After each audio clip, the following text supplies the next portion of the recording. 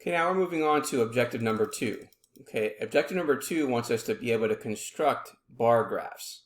Okay, so once raw data are organized into a table like we did in the previous example, we can create graphs. Just as a picture is worth 1,000 words, pictures of data result in a more powerful message than do tables. A common device for graphically representing qualitative data is a bar graph. A bar graph is constructed by labeling each category of data on either the horizontal or vertical axis and the frequency or relative frequency of the category on the other axis. Rectangles of equal width are drawn for each category. The height of each rectangle represents the category's frequency or relative frequency. So in this next example, okay, we're going to construct a frequency and relative frequency bar graph. And what we're going to do is we're going to use the summarized data in a table that we had previously to construct a frequency bar graph and relative frequency bar graph.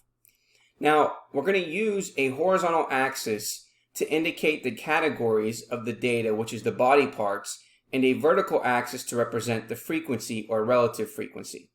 Okay, so let me go ahead and draw that here. So far right here, what you can see is the graph. Now, again, I want you to pay close attention to how this is drawn. Okay, this is important to see this. So again, the horizontal axis is for the categories laid by body parts. So you can see here that that represents the horizontal axis. So you have back, wrist, elbow, hip, shoulder, knee, hand, groin, and then neck. Okay, and then we can say that the vertical axis is going to represent the frequency or the relative frequency. In this case right now we're doing the frequency. Okay, so now that we have that information, now we're going to be able to draw rectangles of equal width to the height that is the frequency or relative frequency of each category. Now the bars do not touch each other. So let's go ahead and draw our bar graph. So for the first one with the frequency, we know that the back, okay, represents 12. So that means here's our middle. So we're going to go all the way up, okay, up to 12, and then we draw our bar graph. Okay, and then the next one is wrist, and we have 2. So we're going to go, this is in the middle of the wrist, and then we're going to go all the way up to 2, and then draw our rectangle. And then for elbow, we have 1. So for the elbow, it's going to be in between the 0 and 2 since it's halfway, so we know that we have our elbow. And then we have our hip, which is at 2, so it's going to be the same height of the wrist. Okay, and then we have shoulder, which is going to go to 4. So shoulder is going to go all the way to 4. And then we have knee, which goes to 5, which is going to be in between 4 and 6. So we're going to go up, and then there's 5. Okay, and then we have hand, which is 2. So we're going to go up. It's going to be the same height as wrist and hip. Okay, then we have groin, which is 1, which is the same height as elbow. And then neck also has 1, which is also the same height as elbow and neck. And now the nice thing here is that we can label the top, like, okay, this represents 12. We know this is 2, this is 1, this is 2, this is 4, this is 5, this again is 2, and this is 1, and then this is 1. So therefore that represents our frequency bar graph. Okay, so that represents our frequency bar graph. All right, so now let me go ahead and just erase this part here just so we're clear with what we're doing here. All right, now the next thing what we want to do is we want to then be able to now create a relative frequency bar graph. Okay, so here we have the following.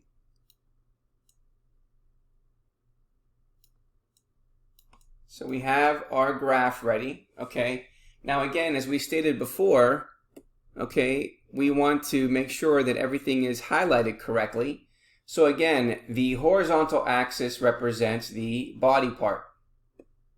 So that remains the same. Okay, and then we then know that the relative frequency now becomes the vertical axis. And we're going from 0 to 0.10 to 0.20 to 0.30 and to 0.40 because that's the highest that we go.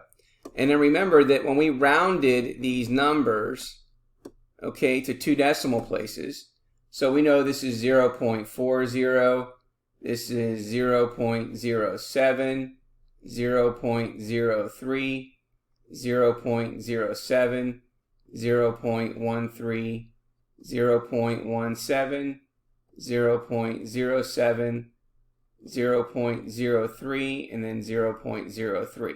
And so now we're going to use that information. So we know that the back is going to have the following rectangle. It's going to go all the way up to 0.40. Okay, so we know that that represents 0.40. Okay, and then we know that the wrist is going to go to 0.07. So right a little bit below the 0.10, we know that this is 0.07. And then elbow is 0.03, so we know it's going to be located here, like around 0.03. And then the hip is 0.07, which is the same height as the wrist. So this is 0.07. Okay, and then we have the shoulder, which is 0.133. So it's going to go up in between the 0.10 and 0.20. So we can say that that is 0.13. We know the knee is 0.17. So that's going to go a little higher and closer to 0.20. So that's 0.17. And then the hand we know is at 0.07, so it's similar to the wrist and the hip.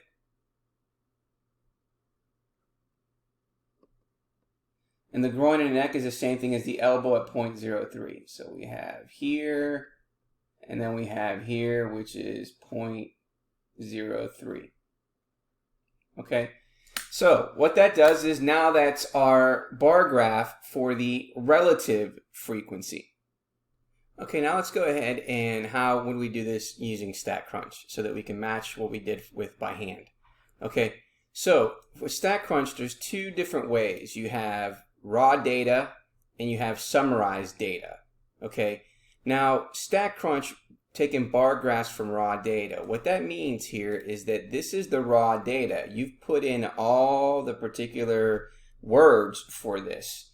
Okay, so it is necessary, enter the raw data into the table if it's necessary, and then name the column. So the name of the column is data, and then we put in the names. And then what we're going to do is we're going to select graph, and then where it says highlight bar plot, and then we're going to select with data because all the data is in that column. Okay, and now we're going to click on the column name. Okay, and then we're going to leave the grouping option, okay, as split bars. Okay, and then we're going to choose the type of bar to be either frequency or relative frequency. We're going to leave this as frequency because we want to make sure it's frequency. And then what we want to do is then we can, if we want to, we can order this by worksheet if we'd like. Okay, and then below that, we don't have to put anything for other, but it says the value above bar so we can see what that looks like. Okay, and then what's nice is whenever you're doing your project, we're going to label, okay, the x-axis to be the body part because that's what the x-axis is. And then the y-axis is going to be the frequency. So if we type those in, it's just going to help us when we do our particular problem. Okay, and so now we're going to go ahead and then select compute. And then if you take a look at our bar graph, it's going to be very similar to what we did here. Here's the frequency and there's the body part, and we have 12, 2, 1 here. You can see all the information that we did from here. Okay, so that is creating it from data. Okay, now let's do the same thing with the frequency, the relative frequency. Now with the relative frequency, what we're going to end up doing is, okay, we still have the raw data. We're going to go ahead and go to graph, and then we're going to select bar plot and then go with our raw data. We're going to select our data column. Okay, and then group by, we don't need to do anything there. We don't need to worry about the grouping options. Now we're going to select the relative frequency. Okay, and then we can go ahead and then make sure that our order by, we can put it in as a worksheet. Okay, and then the next thing we want to make sure is we can put the values above bar if we want to. And then the x-axis is the body part. Okay, and then in the y-axis, I'm going to put frequency, even though it's supposed to say relative frequency, and I'm going to explain to you why in a second. Okay, so here is compute, and then if you notice here, we have our relative frequency information. Now, if you look at the top, okay, if we want to edit to make this say relative frequency, we would just go up to options, select edit. It'll bring us back to this information. And then if we scroll down to the bottom, we can then write the relative in front of that word to make that relative frequency. And then if you take a look at the bar now tells us relative frequency, and therefore we can compare that to the one we did by hand. Okay? So therefore there is relative frequency using the raw data. Okay, now what we want to do is now we want to be able to then create the same bar graphs by using the summary. So what does it mean by the summary? Well, the information right now that we have in this column is not a summary. Okay, the frequency distribution is. So in order to do that, we're going to go ahead and you see this number 8. Well, this tells us all the graphs that we've done. Now the very first graph that we've done, if we hit that, select that, this has given us our information, okay, from the first frequency distribution. This is considered the summary. This is the summary data because it is now writing it down as a frequency, which is different than the first column. So I'm going to go ahead and I'm going to copy and highlight that. I'm going to select Control C for copy. And then I'm going to come in here in the next two columns and I'm going to go ahead and highlight that and then select Control V so that everything is in there. Now I want to make sure that nothing is written twice. So I have back that's written twice. So I'm going to go ahead and delete that and then delete that. So now at the top, okay, I'm going to write data again, but I'm going to put it in lowercase. So data and then ATA is going to be in lowercase so I can distinguish between these two columns. And then this column, I'm going to rewrite this as frequency, okay, because that is the frequency. So now these two columns here represent the summarized data. So what that means is now when I go to graph and I select bar plot, I'm going to select with summary because now I'm going to choose those two columns that we just put in there. So I'm going to select with summary, and then the categories in is going to be the column that was the data that we just put in with the lowercase letters. And then the counts in are going to be the frequency. So we're going to select frequency. Okay. And then now what we're going to do is we're going to go ahead and type in frequency. So we know it's frequency is what we want. And then we can put in as a worksheet, put the values above the bar. Okay, and then we can go ahead and label this as body part for the x-axis, and we can write frequency for the y-axis, and then select compute. So now, when we have information coming from summarized data, then we would have to use those two columns that we just created to get the same graph that we got here. So that is the difference between actually using the raw data and then the data coming from a frequency distribution. So now what we want to do is now we want to be able to create the relative frequency distribution. So we can just use the same two columns. Now we're going to go to graph, we're going to go to bar plot, and again we're using with summary. Okay, and then select the categories in, which is data, which is the lowercase one that we created, and then counts in are going to be frequency, but we want the relative frequency, so we're going to select relative frequency. We're going to order this by a worksheet. Okay, we'll put the values on top of the bar. Again, we can label this as body part for the x-axis and label the y-axis as relative frequency. Okay, and then select compute. And then if you notice, we're going to get the same graph that we have for the relative frequency. Okay, and there is our information. So that gives us our information on how to use Statcrunch. Okay, now let's move a little further. Okay, so now in bar graphs, the order of the categories does not usually matter. However, bar graphs that have categories arranged in decreasing order of frequency help prioritize information for decision-making purposes.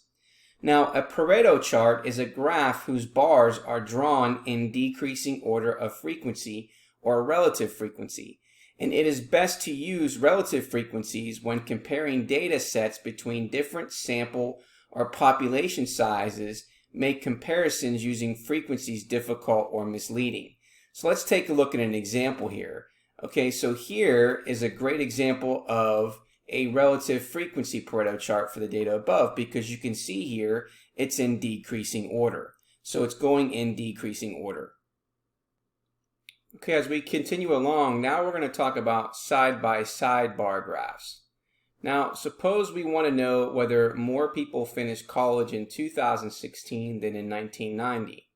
We could draw a side-by-side bar graph to compare the data for the two different years. When comparing data sets, it is best to use relative frequencies because different sample or population sizes make comparisons using frequencies difficult or misleading. So we're going to take a look at this next example. The example is going to be comparing two data sets. Okay, so let me go ahead and pull up this question, this first question. Okay, and it says the frequency data here in the table below represent the educational attainment, which is a level of education, in 1990 and 2016 of adults 25 years and older who are U.S. residents. The data are in thousands. So 39,344 represents 39,344,000. So we want to make sure that we take that into consideration.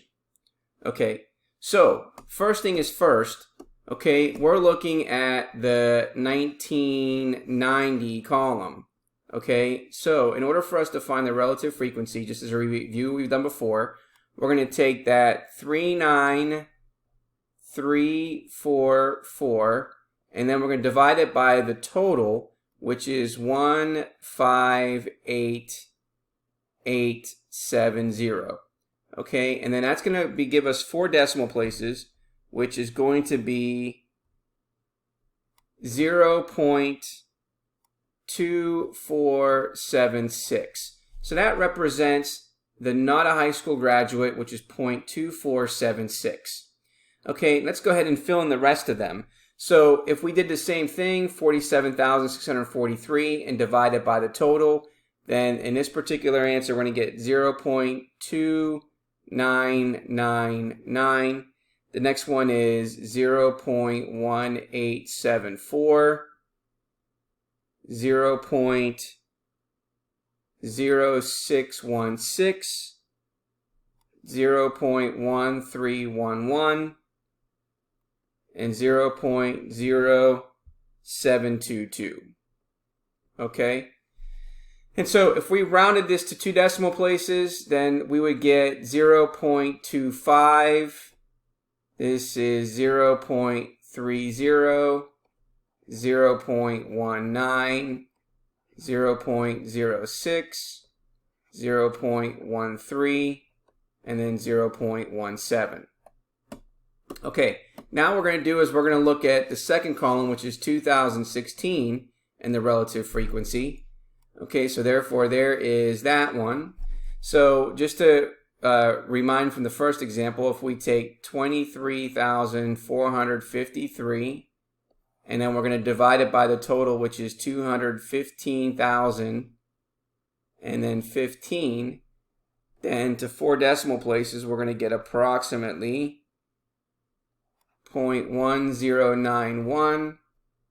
Okay, below that is 0.2884, 0.1674, 0.1007, 0.2083, and then 0.1261. And now we're going to round this to 2 decimal places, so 0.11, 0.29, 0.17, 0.10, 0.21, and then 0.13. Okay, so now what we're going to do is now we're going to put this information into our side-by-side. So that means that the first one, okay, in our grouping of not a high school graduate, for 1990, we're going to go all the way up to 0.25. So our first one in 1990 is 0.25. And you can see that that represents the one that's in blue here, 1990. And then in green, okay, now we know that this is going to go all the way up to 0.11. So that means that we're going to have it side by side. So this is going to go to 0.11. Okay. So this is 0.11, and then we can write above this as 0.25. Okay. Next, we're going to do the high school diploma. And in 1990, it's 0.30. So we're going to go all the way up to 0.30.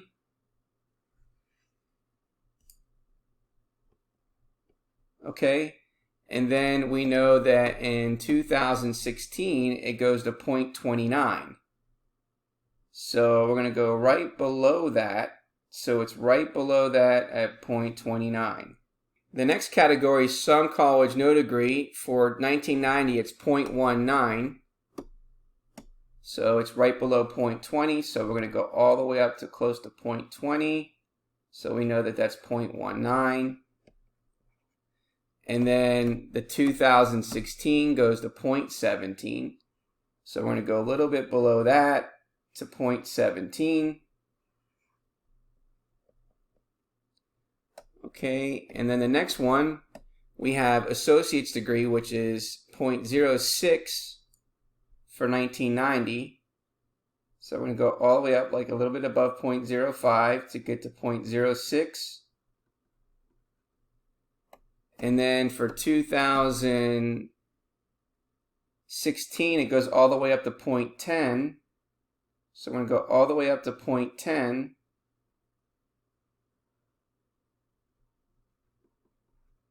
Okay, and then for a bachelor's degree, it's 0.13 for 1990. So I'm going to go above that there, so it's going to go to 0.13. And then for 2016, we're going all the way up to 0.21. So we're going to go all the way up to 0.20, and then right above that is 0.21. And then for the last one, we can see that I made a minor error, which happens. Okay, so when I rounded that to 2 decimal places, that should be 0.07. So let's go ahead and make that correction. That should be 0.07. So for this bar, it's going to go up to 0.07. So it's a little bit above that 0.06.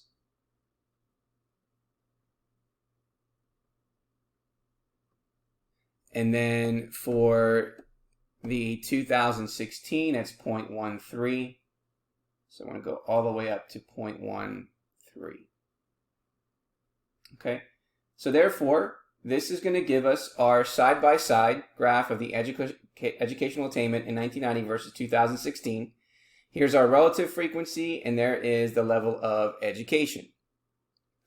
Okay, now what we want to do is we want to be able to then create this by using Statcrunch. And so by doing so, we're going to go ahead and then create and list our information into a summarized data. So we have our educational attainment, which is going from 1 to 6, which we have over here, which was given. We have our 1990 frequency. We have our 2016 frequency. Now we're going to create 2 more columns, which are relative frequency. So we're going to call this RF for relative frequency and abbreviate it for 1990. And then we're going to call this RF for relative frequency for 2016. And then we're going to go ahead and manually put in our numbers that we got, which was 0.2476. And then we're going to fill in all the numbers that we have. I'm going to go ahead and do that and then come back through the pause. Okay, so now that I've put those numbers in, okay, we're going to go ahead and we got those numbers in. Okay, so let's go ahead and do that. I'm going to pull that back up here. Okay, so now that we've named and put in our information, Now what we want to do is we want to select graph and then go to chart, and then we're going to select columns. Okay, and then the columns that we want in there are the RF90, which is the relative frequency, and hold the control button for the RF 2016. Okay, and then we're going to go to worksheet, and then we're going to go to either vertical or horizontal. Since we created this to be vertical, okay, we're going to select the split, vertical bar split, because we want it to look the same what we did here. Okay, and then we're going to label, so we know that our x-axis is the level of education, and then we know that the y-axis is the relative frequency. Okay, and then we're going to go ahead and then select compute. Okay, so now it's going to give us our graphs. Okay, now the one thing that's really nice here is that when we look at this, it's very similar to what we have over here. But if you notice here, it says 1, 2, 3, 4, 5, 6. We want these names in there. So how can we do that? Well, we're going to go back to options. We're going to select edit. And then you see where it says row labels in. Okay. Or in this case here, we want the educational attainment, right, to be in there. So now we're going to go ahead and then select compute. And then if you look at the bottom now, I know it's not clear that you can see the names of each particular item that we're dealing with. And the reason why they called it row is because it ends up going in with your vertical information. Or you can do that as horizontal as well. Okay, so what would it look like if we did this horizontally? Well, let's go ahead and do that again. We're going to put in the horizontal split. Okay, and that's what it would look like as a horizontal graph. Okay. So there's two different ways of being able to do that. And so the next thing we're going to talk about is the differences between the horizontal and the vertical. Okay, now before we do that, okay, the side-by-side relative frequency bar graph shows additional information that was not easy to identify from the frequency table that we saw in the previous table. We want to comment on the interesting features of the side-by-side relative frequency bar. So here is our relative frequency bar that we just created. Okay. The side-by-side bar the graph illustrates that the proportion of Americans 25 years and older, okay, who had some college but no degree was higher in 1990. So if we take a look over here, some college but no degree, we can see that it's higher in 1990. Okay, and if we take a look at the numbers here, we have 29,000 here, and this is 36,000. So you can see that it's higher percentage-wise according to the proportion of the graph, even though that when you look at the numbers, it doesn't look like that. Okay. Now, the information is not clear from that frequency table because the total population sizes are different. We can see that out of those two populations, it's different.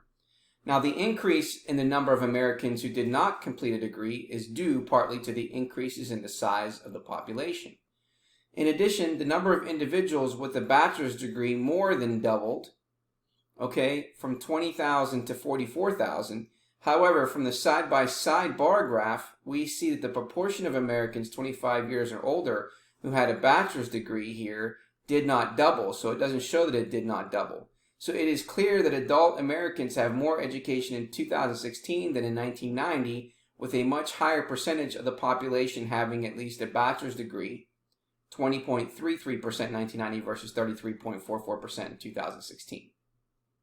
Okay. Now, remember we were talking about the difference between horizontal and vertical bars. Now, bars may also be drawn with horizontal bars. And horizontal bars are preferable when category names are lengthy. So, for example, if you take a look at figure 4 here, okay, when when we have the category names being lengthy, it's better for us to see it this way, okay, in this graph, because you can see the names as opposed to reading them down here.